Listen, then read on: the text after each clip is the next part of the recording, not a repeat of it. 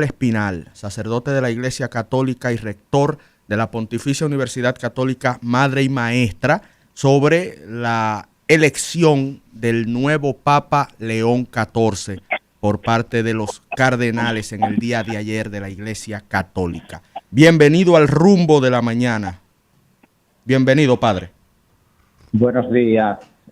Muchísimas gracias a todos ustedes por permitirme llegar a tantas personas a lo largo y ancho del país a través de este programa. Un saludo muy cordial a todos los conductores, especialmente al amigo José del Castillo, que ha sido el enlace, y también a todos los demás. A la orden.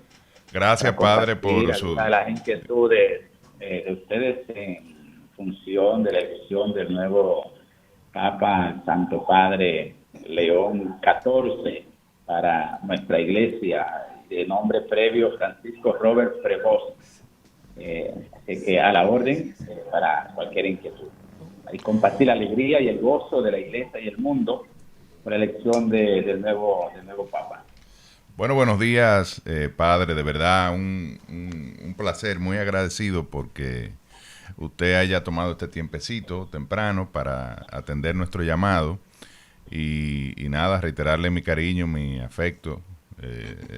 El padre y yo tenemos una historia juntos en Barahona. El padre fue antes de rector de la Pontificia Universidad Católica Madre y Maestra, rector de la Universidad Católica y Tecnológica de Barahona. Es un gran académico y una persona muy formada y valorada en la Iglesia Dominicana y en la Iglesia Universal.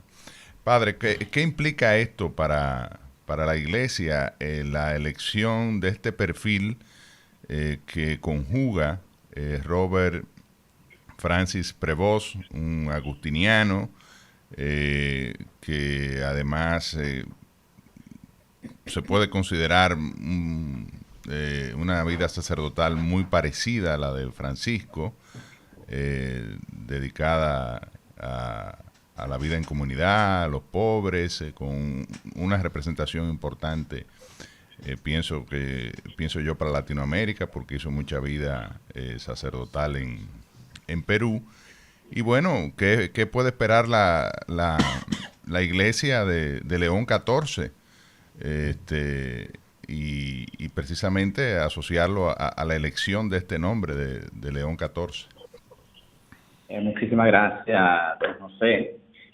Bien, para la iglesia, pues primeramente, y para el mundo, como lo vivimos ayer, es un motivo de gozo, de alegría, de regocijo, pues desde el día 7, miércoles 7, cuando empezó el cónclave, pues todos los ojos estaban fijos en el Vaticano.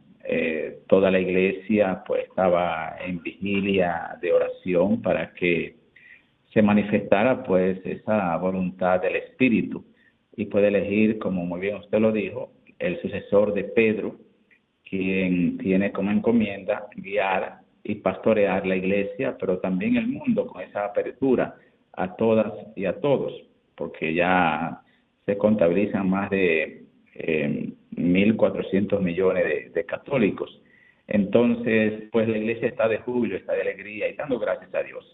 Bueno, ya como bien usted lo dijo previamente, el Papa León XIV, pues también está marcado por esa misión de la iglesia, aunque como todos sabemos nació en Chicago, en Estados Unidos. Sin embargo, tiene unos arraigos muy fuertes en América Latina, viviendo más de 2 décadas en Perú y hasta elegido obispo en una de las diócesis de Perú y en otras, trabajó en varias diócesis, y allí pues desarrolló una labor misionera que le permitió encarnarse en la realidad latinoamericana. Inclusive tuvo una visita aquí en Santo Domingo, porque los agustinos, como usted muy bien lo dijo, que pertenece a la orden de los agustinos, tienen fundaciones aquí en Santo Domingo, y tenemos constancia de que visitó Santo Domingo, especialmente La Vega, los agustinos, en el año 2011. Por lo tanto, estamos hablando de un papa que, aunque de origen norteamericano, pues con gran arraigo y ese corazón de pastor en Latinoamérica, elegido obispo en el 2015 y cardenal en el 2023. Y paulatinamente, pues al elegirlo cardenal en el 2023, el Papa lo invita a formar parte en todo su consejo, como en el Discaterio para los Obispos y también en la Comisión para América Latina. Es decir, que estamos hablando de un Papa con una visión muy universal, con un corazón muy misionero y sobre todo que esa línea de humildad, de cercanía y lo que nos ha invitado previamente Papa Francisco en ese camino sinodal de la pastoral del encuentro. Esa apertura, esa cercanía, especialmente con los más vulnerables y los más necesitados, que es lo que demandan una atención particular. Y creo que su papado, él lo definió tanto con el nombre como por los primeros términos que usó en su saludo en el balcón ayer cuando ya fue elegido.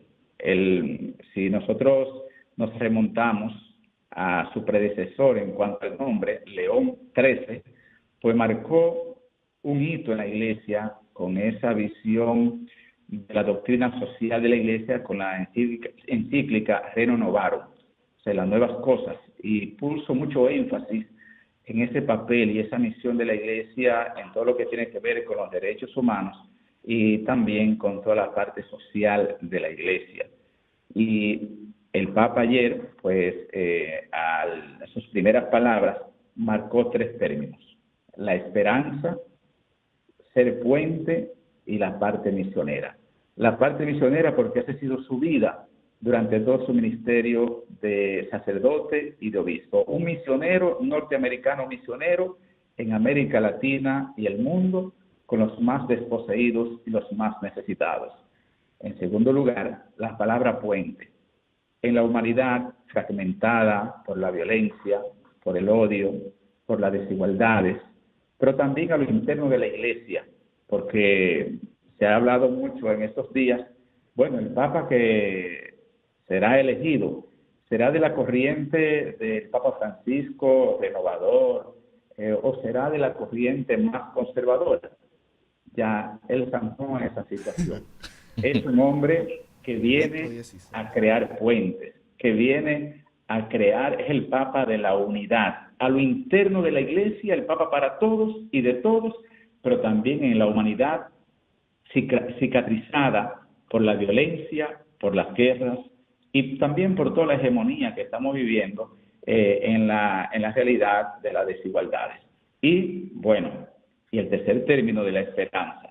La Iglesia, pues en este momento y este año el Papa Francisco lanzó lo que es el jubileo y el lema era peregrinos de esperanza. O sea, un llamado a la esperanza ante tantas realidades que estamos viviendo con esa cita de Pablo a los romanos, esa esperanza que no defrauda.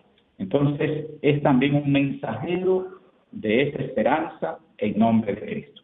Es decir, que el Papa marcó ya su ruta y tenemos un Papa pues cercano, humilde, misionero y que viene a ser ese ente mediador y ese puente ante todas las divisiones y mensajero de esperanza. Y quiero hacer una connotación finalmente, y es que, bueno, la Pucamaima es miembro de una organización de universidades de Latinoamérica y el Caribe que se llama ODUCAL, Organización de Universidades de Latinoamérica y el Caribe.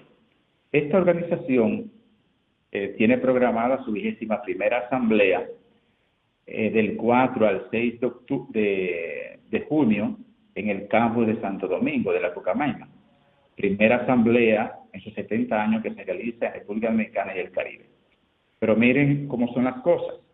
El primer invitado a la conferencia sobre el jubileo y la educación fue precisamente Francis Robert Prevost. ¿Por qué? Porque era de la Comisión para Latinoamérica y nosotros lo invitamos para que él tuviera cargo. Le mandará su excusa, ¿verdad, padre? Me imagino ahora.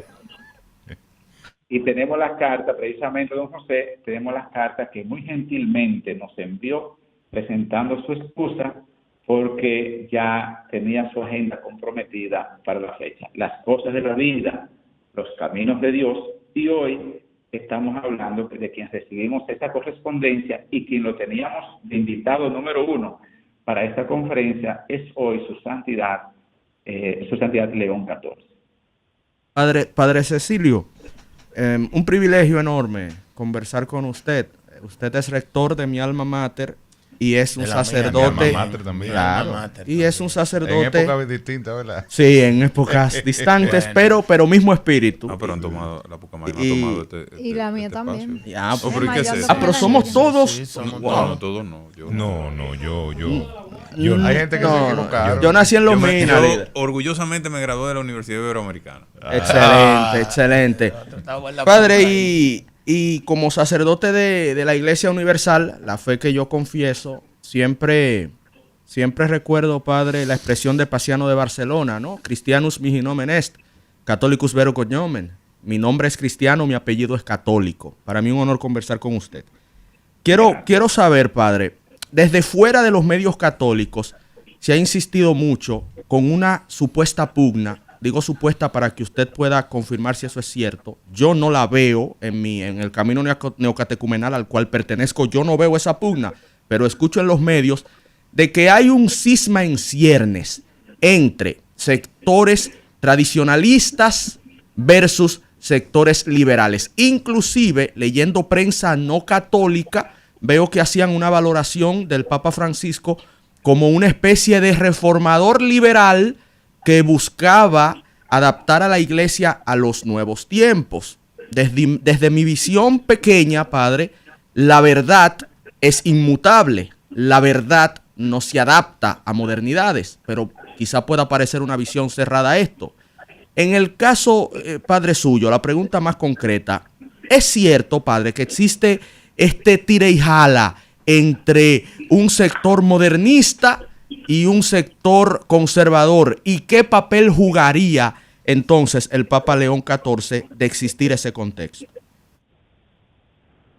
Muy buena pregunta y le agradezco, porque está muy bien contextualizada y también en el entorno que estamos viviendo de la elección del nuevo Papa y todo lo que también se vive.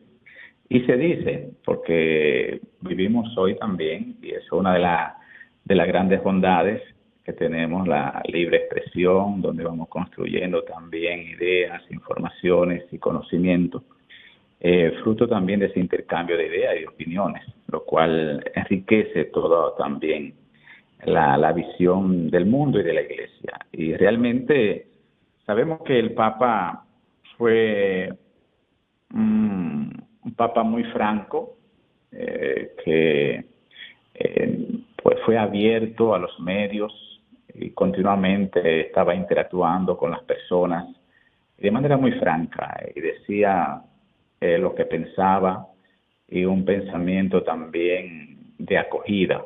Recuerden aquella frase ante una pregunta muy capciosa que le hicieron y dijo, bueno, ¿y quién soy yo para juzgar? ¿Quién soy yo para condenar? En el sentido de apertura y acogida. Pero el Papa tenía en todos sus planes, y así lo fue llevando a cabo, todo un proceso de adecuaciones y un proceso de reforma también en la Iglesia, y podemos llamarlo iniciativas. Y cuando en una institución cualquiera, pues usted emprende alguna iniciativa de cambio, sabe que mover a algunas personas de su estado de confort, pues puede generar realmente ciertas reacciones. Pero de ahí a que pueda llevarse o vivirse o darse en la Iglesia una especie de cisma o una especie también de división, de pugna, pues eso realmente dista un poco de la realidad, es distante de la realidad. Sí, puede haber ideas que se pueden compartir, pero en la Iglesia existe lo que es básicamente esa unidad en torno al sucesor de Pedro. Y yo creo que ante esa suposición o esa versión, que también puede haber una opinión en la cual se puede basar, una opinión aislada, pues yo creo que el Papa ahora ha marcado una ruta profética, ser puente. Ser puente ante cualquier divergencia, ante cualquier realidad, si lo existiera a nivel interno en la iglesia. Yo soy, pues, y que construyamos puentes. Más que división, puentes, porque todos tenemos en la iglesia una misma misión: hacer presente a Cristo y su reino en medio del corazón de la humanidad, pero también a nivel de la sociedad y el mundo, ser puentes para que como hombres y mujeres nos podamos encontrar con propósitos comunes, en vez de enfrascarnos en enfrentamientos que generan violencia, que generan guerra, porque la violencia no se vence con la violencia. El odio no se vence con el odio, se vence con el amor, con el diálogo, con el entendimiento, creando puentes que nos permitan sentarnos, dialogar, escucharnos, porque al fin y al cabo es la vía para emprender proyectos sociales, proyectos de país y proyectos a nivel mundial que fortalezcan a la humanidad y que nos ayuden a crecer en una misma dirección. Por lo tanto, creo que el mensaje de unidad del Papa es contundente. Y también dirigir esa iglesia con esa labor misionera. O sea, eso es realmente un mensaje muy alentador y muy esperanzador. No es una iglesia que está centrado, que se centre solamente en lo institucional, en lo burocrático, sino en la misión de ir allí donde más se necesita, donde están los más necesitados, los más vulnerables, en todo el sentido de la palabra. Por lo tanto, si existiera o si realmente hay esa versión o esa creencia, el Papa ha marcado pues una ruta de encuentro, una ruta de unidad en todo el sentido de la palabra. Buenos días, Padre Cecilio Espinal, gracias por estar con nosotros. Quisiéramos saber nosotros de manera particular, esta elección del Papa Prevost guarda, vamos a ver, alguna relación o pudiéramos considerar su elección, guardando obviamente el contexto, como un reconocimiento a la impronta particular del Papa Francisco por el hecho de haberlo apuntalado y haberlo escogido para una posición tan importante como la de supervisor de obispos, haberlo mandado llamar desde el Perú en ese momento tan importante dentro de su visión global para la Iglesia? Más bien es una elección que forma parte de un proceso de sucesión. Cuando se inicia el cónclave, pues se es abierto, y en este caso los 133 cardenales que participaron en el cónclave pues tenían las mismas posibilidades, los mismos derechos de elegir y ser elegidos. Y incluso en diálogo, cuando veíamos algunas predicciones o algunas tendencias, incluso la propia inteligencia artificial, ChatGPT, lo consultaron y daba pues alguna jerarquía en torno a preferencia, porque lo que va recibiendo la data y todo eso y tantas opiniones que van repitiendo de que este puede ser y este tiene más posibilidades, pues la propia inteligencia artificial como esa capacidad de generativa, pues va generando pues una tendencia, y cuando le pedimos en base a la data que va recibiendo, y nos daba como unas ternas o nos daba unas posibilidades. Y sin embargo hay una frase en la iglesia muy popular que reza que el que entra al cónclave como papa sale como cardenal, porque pocas veces se dan esas predicciones que medimos en torno a unos parámetros que no necesariamente son los parámetros de la Iglesia y sobre todo los parámetros del Espíritu Santo, porque creemos que esa Iglesia en oración pues se deja guiar, se deja acompañar por Dios a través y del Espíritu para elegir el pastor que va demandando, que necesita la Iglesia en este momento coyuntural, pero también ese pastor que necesita el mundo para manifestar el amor, la misericordia y la cercanía de Dios en medio de la humanidad. Por lo tanto, esa parte predecesora, pues sí, es un legado que está ahí y que permanecerá a lo largo de la historia. Pero en el momento coyuntural, pues quien sopla y quien se deja que realmente se manifieste, pues es ese espíritu que elige ese sucesor de Pedro para continuar pastoreando la iglesia. Y qué bueno, porque el próximo domingo, saben que estamos, y ya algunos de ustedes que escuché que son muy practicantes en la iglesia, estamos viviendo en la iglesia lo que es la Pascua de Resurrección, que Sí. la última aparición del Papa Francisco fue precisamente el domingo de Resurrección, cuando inició la Pascua de Resurrección. El próximo domingo, pues, es dedicado al buen pastor. Y qué bueno, en la coyuntura de ese pastoreo y la elección del nuevo Papa, todo es una diosidencia, Sí. y todo se va alineando al plan divino de Dios. Padre, yo creo que valdría muchísimo la pena hablar un poco de la diversidad propia de la propia organización de la iglesia. Siento que y en las palabras de Ernesto, él hablaba de la opinión desde fuera de la iglesia sobre la polarización de ideas. Y creo que esto es más un reflejo de la sociedad actual que de la propia dinámica de la Iglesia Católica, partiendo del hecho de que una de las características de la Iglesia es la diversidad. Mucha gente quizás no lo sabe, pero la Iglesia en realidad son 3 grandes iglesias o 3 grandes segmentos.